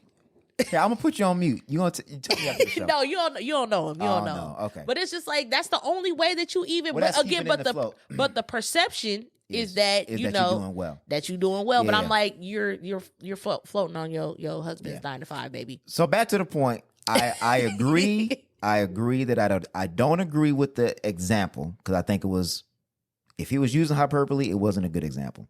I do agree with you that Black women should be able to. Not even should be able to. They should have standards and preferences and things of that nature, and they're not wrong for having that. And I do agree that I'm traditional. I'm conservative. Whatever you want to say. Men should provide. I'm not saying they got to provide 100%, but men should provide. And men should take pride in providing. And my definition of a good man, and whether y'all want to drag me or not, my definition of what a man that has integrity is a man that wants to take care of his family and his woman. And not just financially, physically, spiritually, emotionally, mentally, all those things. So I see no issue in that. I get the point. I just don't agree with how it was expressed, that you should not discount people based on that people's worth should not be based on their career and then their profession. Right. But providing, I don't think that's a preference. I don't think providing is a preference. To me. In a traditional man-woman relationship, I think you're both, I mean, and let's just be realistic. You're both providing something. Yeah, I could agree with that. So if you're not providing, in that scenario, if you're not providing there, then what are you providing? Are you taking care of the house? If you're taking that, then I guess we can have that conversation. But all right, I don't know. Like I said, it starts to get into personal definitions. It really depends on your definition, what you believe, values, provide. The values, all that. Stuff. Everybody's is going to be different. So it's only so far that you could really say in general. Okay, so what we're saying is the next Tyler Perry movie is going to be Nigga Just Got Out of Jail.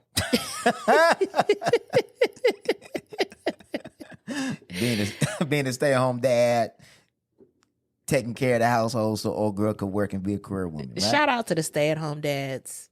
Man, shout out to my niggas, man. shout out to Chad Ocho Cinco. Shout out to the stay-at-home dads. It's a lot of them out here. I wish I could be a stay-at-home dad.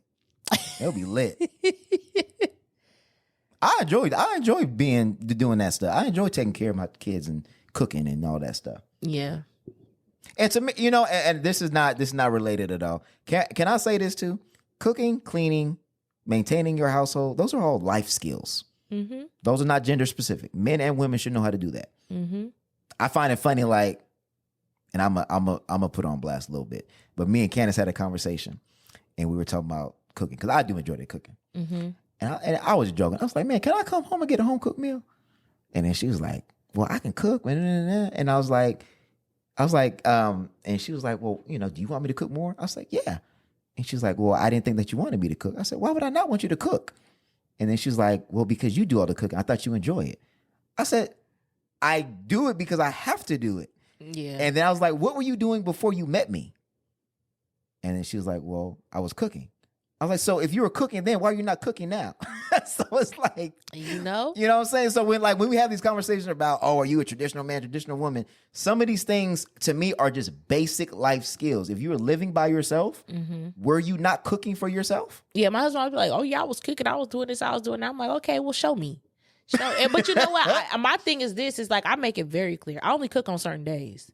So and that's fine. I cook on Monday, Wednesday, and Friday. That's it. And that's fine. So them other days, I'm not cooking Tuesday, Thursday, and I'm not cooking on the weekend. You on your own. So it's rare that I cook on the weekend. And that's fine. And so either he gonna cook or every man for himself and God for us all. I make me some. He make what you eating? Because I ain't cooking.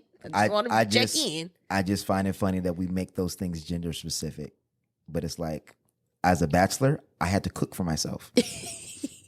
So it's a life skill. Teach your boys. I guess what I'm saying. Teach your boys how to cook. Teach your girls how to cook. Yeah, because my husband will tell you in a minute, I ain't gonna go hungry. Because I could say, man, what are you gonna do if I don't cook? Eat something, make something. Like exactly, you'll be okay. And I had to like start being okay, because I used to have a list where it's like we're having this on this day, this on this day, this on and I go buy all the groceries and you know what I mean. And I would get on myself like, oh, I didn't cook today, and I started being like, look, this man know how to. He was feeding himself before I was even in the picture. So he may not have been feeding himself well, but he was feeding himself. Hello, it's food in there. So if I don't want to cook, I'm not. I let you know in advance. Nigga, you better grab them hot pockets in there and find. If you want to pull some meat out, if you decide you want to cook in my place, feel free. Yeah, but I'm not gonna pressure myself to do all of that. So, relationship advice. Let's get into the relationship advice. Oh God. We got a good one. This is a interesting one. It's not necessarily a relationship. It is. But, all right, let's get into it. So this relationship advice is called Who Should Get the Money? And the question is, I have a question. My son is 24 years old. His dad never did anything for him. Seen him maybe 5 times. I put him on child support and he never paid. So it's up to $163,000.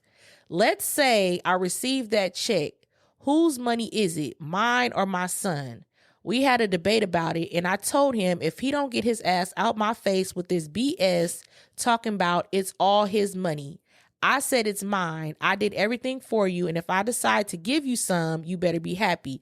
Was I wrong or was he right? He's now an adult, 24 years old.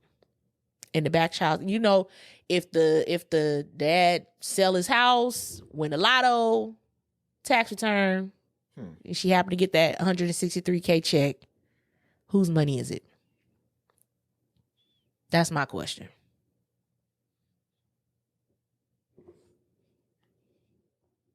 Hold on. I gotta look this up. Hold on. Oh Lord. I gotta look this up. I guess my question would be, who does the back child support go to? It automatically goes to the mother. Well, then it's her money. Answer solved. They ain't gonna send it to the son. They gonna send it to the mom. Then it's her money. Damn. It's really that simple. You think so? Yes, it is. Well, I saw a lot of people saying that the money is supposed to be for the child, so it should go to the child. But it's back child support. He's an adult. She's already taken care of the child out of her bank account. And the check, I'm assuming, was written to her, right? It would be, yes. So legally, it's hers. And like what she said, if she chooses to give him money, then that's her prerogative. It's her money. No matter how you slice it. Legally, morally, whatever. The money that she would have, okay, let's just be hypothetical. The money she would have gotten would have been spent on him. She did not get the money, so it came out of her account. Her own pocket. So she's only putting back the money that she would have been spending throughout the 18 years. So she's getting back the money that she already spent. That's how I see it. And it's her money. It's written in her name. It's her bank. It's her account, her check. If she chooses to give it away, she can. I think that will maybe be the right thing. Maybe give him some of it. Oh, yeah. Or help pay for his college or something like that. That's what, to me, depending on what he's doing, what I would do is either set up a trust, pay for, if he's like doing like a skill trade, or if he's going to school, I would say, look, I'm going to give you this money to further your career. That's it. Or help set him up in some other way, like a down payment for a house, something of that nature. Yeah, I was about to say, if it was me, I definitely believe now that he's an adult, it is her money. Because again, like you said, she already spent the money taking care of you, and she's only getting back what was supposed to be helping her take care of you. Yes. And she didn't get it. Yes. She did it all on her own. And it is child support. You are no longer a child, so it is not your money. But as a parent, I would definitely take that money to help my child, because kids usually need stuff like at 24. Yeah, absolutely. You know, can definitely help them set up. I would give might them need a car, might need to pay off student loans, something. I don't know. Give them $20K, 10 towards a house, 10 towards a car, something like that. No, because he's gonna blow that money. At 24? 24, he's definitely gonna blow that money. 24, you get $163K. He's gonna blow it.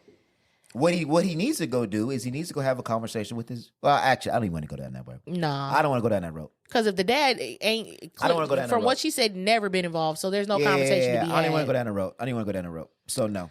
I think it's her money. I think where a lot of men were being sensitive is because men get very sensitive when it comes to believing that their child support is funding a woman's lifestyle. And a lot of them is like, baby, that $200-$300 is not funding my lifestyle. I do understand though. I do understand where that comes from, because there are some women who do.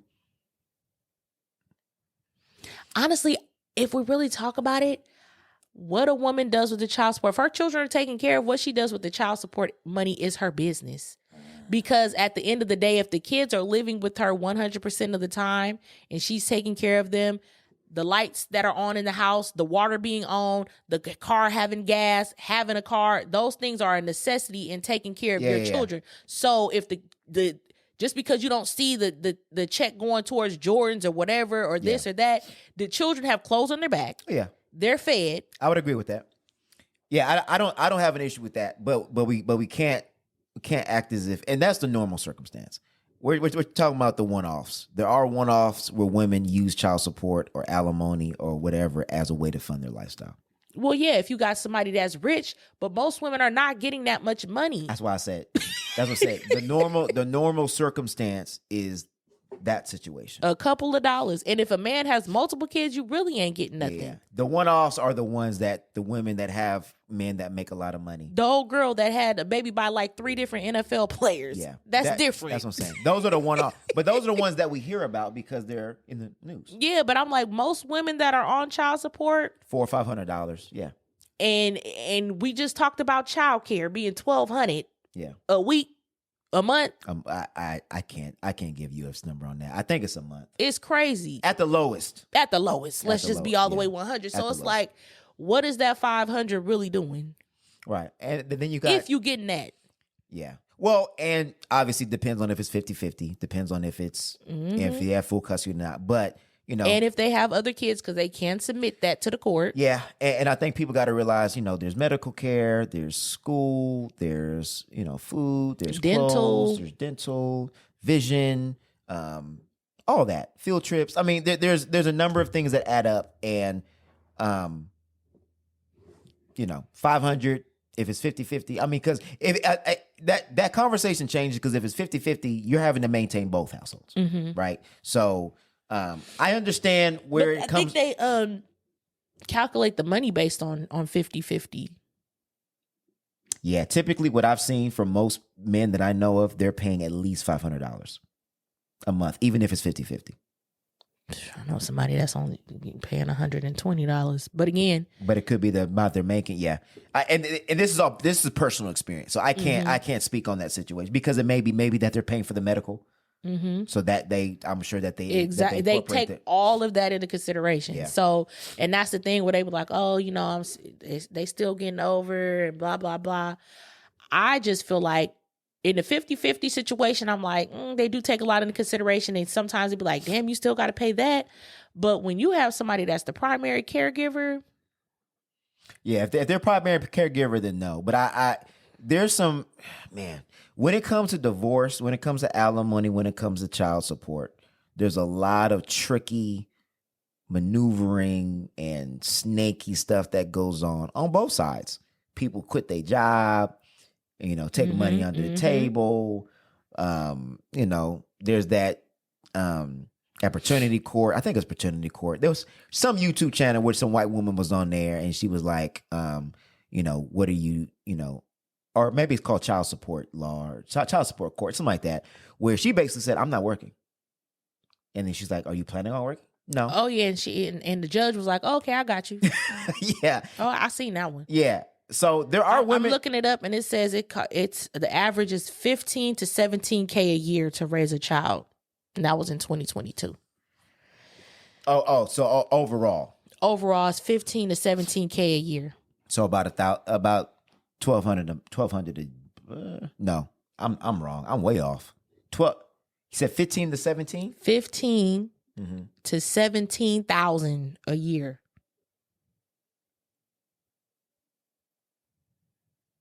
Yeah, so I was right about 1,200 a month. And that's average That's average. Yep. for middle class. And I would ask, is that involving childcare? Probably. Child. The childcare. Let me see. Average childcare per month. Average childcare per month. Center-based infant care for children between 0 and 2 costs $1,406 monthly, That's or insane. an annual cost of $16,000. Jesus. Child care for preschoolers, children from 3 to 5, costs about $1,000 monthly, or an annual cost of $12,000. So it gets a little bit cheaper, That I guess, is when they get older. crazy. Yeah, So 'cause that would double that number, that's crazy. because there's no way that number is included in that number. That's So crazy. that's what I was saying. Like, there's some people that are working just to pay childcare. That's crazy. Where,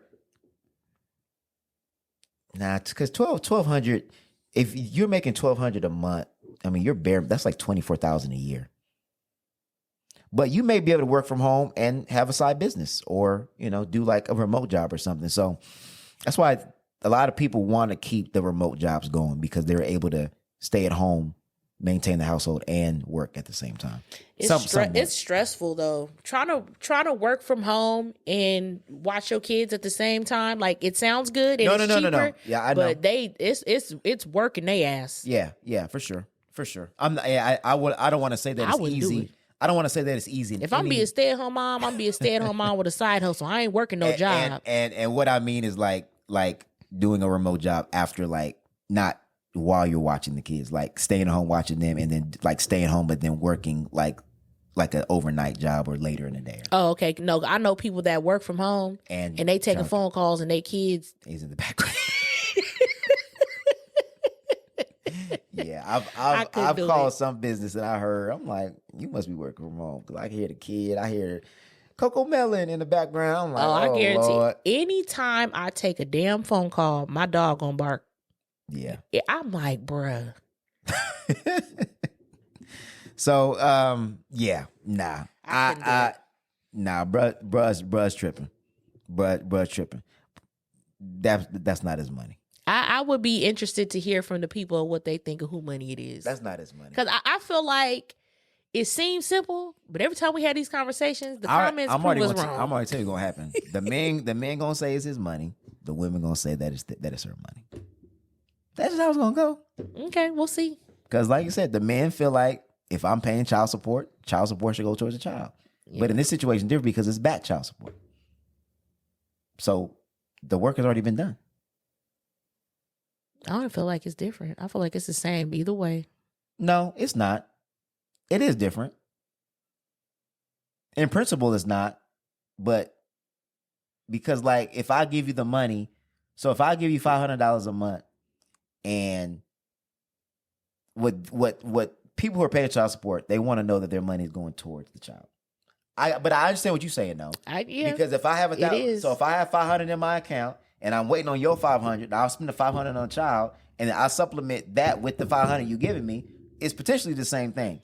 My thing is, like I said, it don't matter what the money goes towards, because if you give me $500 towards child support, and I gotta pay, like, that's the thing. They're like, they don't want the money to come into the house, and they don't want you to pay like your car note with it, or they don't want you to, like, their biggest fear is that you're going to go get your nails and your hair done. No, with that's five. No, I mean, that's what I see a lot of men saying, like, oh, you getting your nails and hair done. No, that's not the biggest fear. I feel like that is. No, that's not the biggest fear. Biggest fear is they spending that on some other man. Oh, or God. they spending that on going on a trip or going to Vegas. Okay. That's what they worried about. Like, whatever. They Basically, you doing life. what you want to do with the money.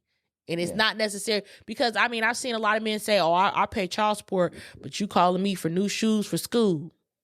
Yeah, that's what they're saying. Like, what are you doing with the money? Meaning, like, you're not allocating it correctly. So, okay, let me break it down. What they think, let's just use $500 as an example. Okay, because we want to keep it clean and simple and small. Not saying this is what it is.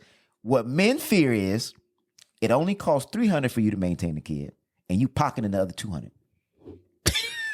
In what world is it $300 to maintain a kid? Yeah, I just said we're using the $500 as an example. These niggas is crazy. We're using the $500 as an example. I'm not saying that's what it is. It could be $1,000. These kids be eating $500 worth of groceries. See, you missing the point. I get what you're saying, but their logic is crazy to me. Well, you think that I spent $300 on a kid and pocketed $2. See, but if you have 50-50 custody, they may be looking at how much am I spending to maintain him, and I know how much I'm giving you. So if you're asking me for more than that, where is the money going? That's how they're looking at it.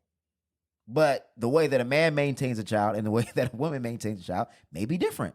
Because I know, when I take my kid to the store, I ain't got no diaper bag. I ain't got no nothing. We just out there and we just figure it out. You know what I'm saying? Yeah. And like moms will be like there was one mom that came up to me. She was like, "Man, you guys got it so easy, huh?" And I was like, "What you mean?" She was like, "You ain't got no stroller, you ain't got no diaper bag, you ain't got no nothing." And I'm just like, "Cause we just going to the store real quick." And she was like, "Oh, I wish I could do that." So we think differently. Mm-hmm. We just in and out. Mm-hmm. But I had the supplies in the back. I just didn't want to carry the bag with me. Mm-hmm. But thinking back, I was like, you know what? She was probably right. I probably should have brought this stuff in the store, because what if he, needed to go get changed or whatever? Like, but men don't. We simple, and we just like, look, I'm going to the store. I'm getting food. I'm coming back. I could tell you by how my husband used to leave the house, because he'd be like, he'd be like, "Oh, I had to get fast food because I didn't have no food." You knew you was going to work for 8 hours.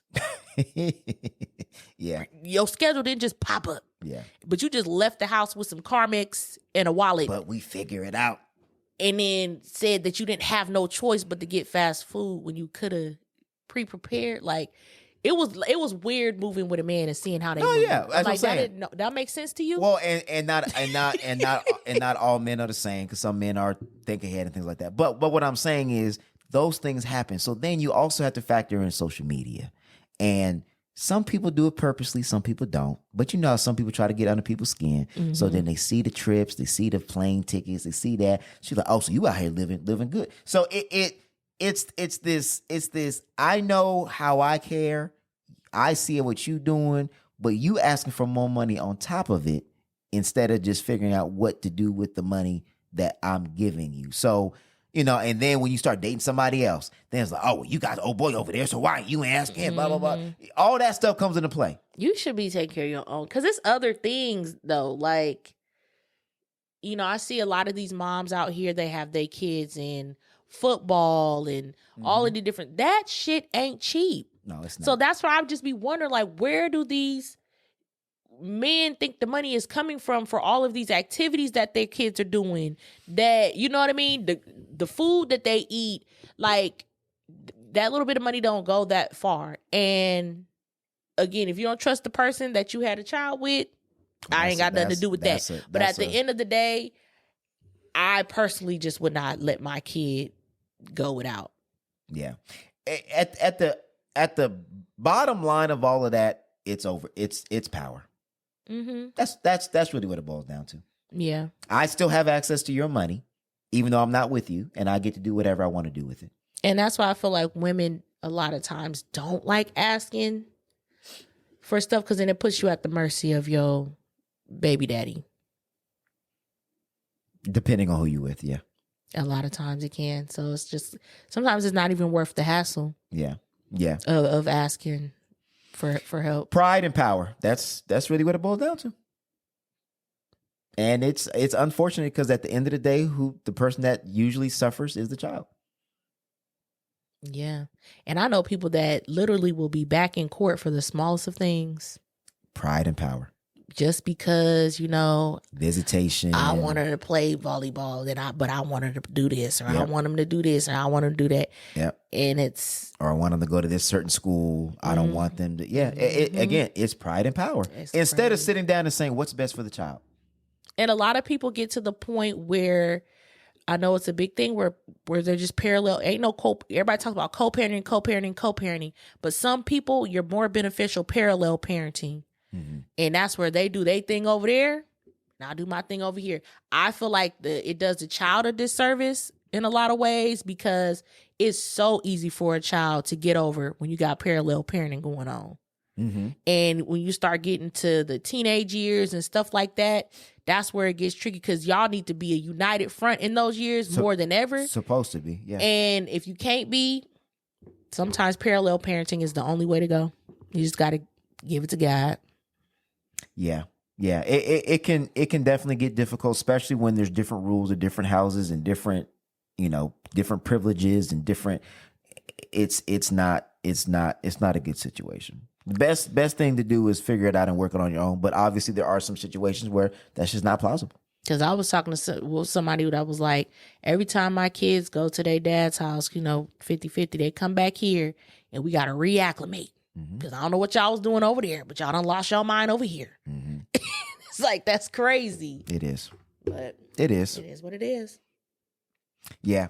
Always got to do what's best for the child, man. Always got to do what's best for the child. So we're going to leave y'all with that, man. If you are in a co-parenting situation, blended family, however you want to call it, because there's obviously people that may come in from the outside that got to deal with that situation too. That, man, just do what's best for the kids, man. And if that's parallel parenting, do it. I just want to say, ladies, if you're getting child support, do what you need to do with that money, girl. Except for going to Vegas. Because we don't like that shit. I don't like that shit. For sure, bro. I don't like that shit. Don't be spending the kids' money on that new purse, man. Out here wilding. Girl, go get you a Birkin with that child support that he think is fun in your life. Yeah. Try that if you want to. Try that if you want to. All right, man. Episode 62. We appreciate y'all, man. Like, subscribe, follow, all that. Support the algorithm. Support black people, man, doing it out here on their own, creating content, marketing, posting, sharing, writing. All of that. All right. So we love y'all. We'll peace y'all out. We'll see y'all episode 63.